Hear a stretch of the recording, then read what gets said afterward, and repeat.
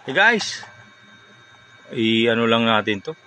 Nagtataka lang din ako guys, baka ganun din po sa inyo.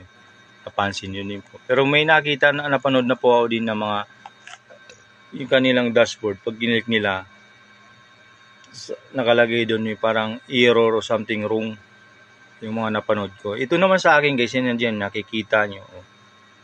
Guys, apat na yan yung rage, yung ano pa ba yun? 3 minutes viewed. Kasi ano to yung sa profile ko na dashboard.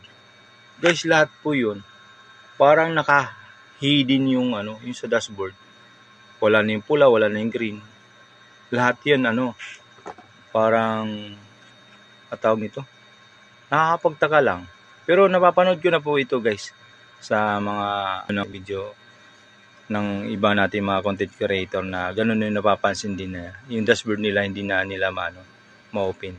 Ito naman sa akin, na-open pero yung aking mga yung sa dashboard ay parang na-hide o na-hidden yung Kaya guys, panoorin po ang video, wag mo tayo antay po natin yung feedback ni Mita. Maraming salamat.